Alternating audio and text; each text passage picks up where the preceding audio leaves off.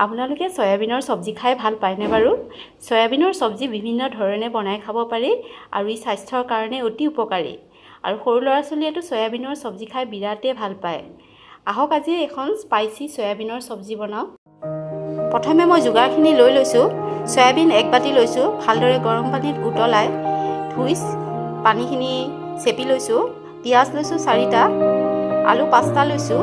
সৰু সাইজৰ কাৰণে 5টা লৈছোঁ, ডাঙৰ হ'লে 3টাও ল'ব পাৰে। আদা নহৰু অলপমান লৈছোঁ আৰু শুকান জলকীয়া 3টা লৈছোঁ, তেজপাত 2খিলা লৈছোঁ আৰু বাকী যিখিনি গুড়ি মছলা প্ৰয়োজন হয় সেইখিনি মই ৰেচিপিটো বনাওঁতে দি থাকিম, গতিকে আপোনালোকে ভিডিঅ'টো আৰম্ভণিৰ পৰা শেষলৈকে ভালকৈ চাই থাকিব। এয়া দেখা পাইছে, পিঁয়াজ আৰু আদা নহৰুখিনি মই একেলগে মিক্সিত দি বটি লৈছোঁ আৰু বিলাহী এটাও মিক্সিত দি পেলাই পিউৰি বনাই লৈছোঁ। এয়া কেৰাহীত তেল গৰম হৈছে। এতিয়া মই প্ৰথমে গৰম তেলত আলুখিনি ভাজিম। মই নিমখ আৰু হালধি দি দিম আৰু এনেদৰে ভালকৈ লৰাই ফ্ৰাই কৰি ল'ম। এয়া আলুখিনি ভাজা হোৱাৰ পাছত মই বাচন এটাত উঠাই ল'লোঁ। উঠাই লৈ সেইখিনি তেলতে মই তেজপাত 2টা দি দিম।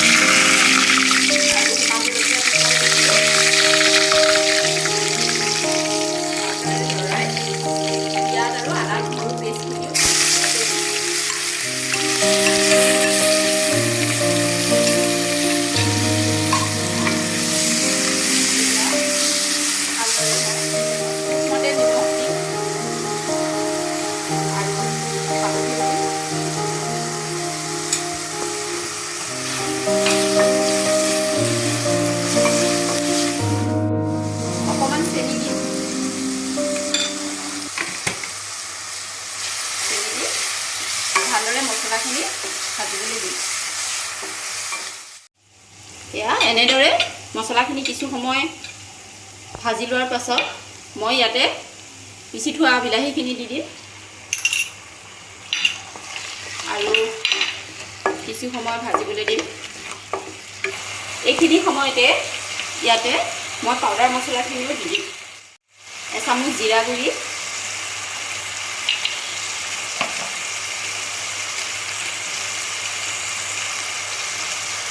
1 চামুচ ধনিয়া গুড়ি আৰু 1 চামুচ ৰঙা জলকীয়া গুড়ি দিছোঁ আৰু মছলাখিনি দি মই ভালদৰে মিলাই লওঁ। এয়া এনেদৰে মছলাখিনি কিছু সময় ভাজি লোৱাৰ পাছত এতিয়া মই ইয়াতে টমেটো চচ দিম। সয়া চচ দিছোঁ 2 চামুচ আৰু চিলি চচ দিছোঁ 1 চামুচ। এইখিনি দি ভালদৰে মিলাই ল'ম। মছলাখিনি ভাজি লোৱাৰ পাছত ইয়াতে মই সয়াবিনখিনি দি দিম আৰু নিমখ মই ইতিমধ্যে দিছোঁৱেই তেলত, গতিকে নিমখটো যদি পিছত প্ৰয়োজন হয় অলপমান চাই পেলাই দিব লাগিব। গতিকে এতিয়া ভালদৰে সয়াবিনখিনি মছলাখিনিৰ সৈতে ফ্ৰাই কৰি ল'ম।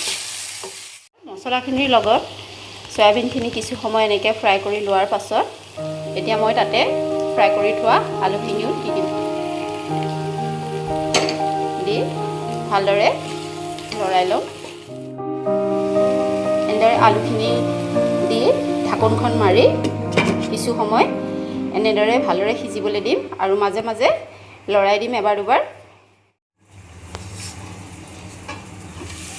এতিয়া সয়াবিন আৰু আলুখিনি ভালদৰে এনেকৈ মছলাখিনিৰ লগত মিক্স কৰি লোৱাৰ পাছত এতিয়া মই অকণমান গ্ৰেভি কৰিবৰ কাৰণে ইয়াতে অকণমান গৰম পানী দি দিম। এইখিনি প্ৰায় 10 মিনিট সময় ভালদৰে সিজিবলৈ দিম ঢাকোন মাৰি পেলাই।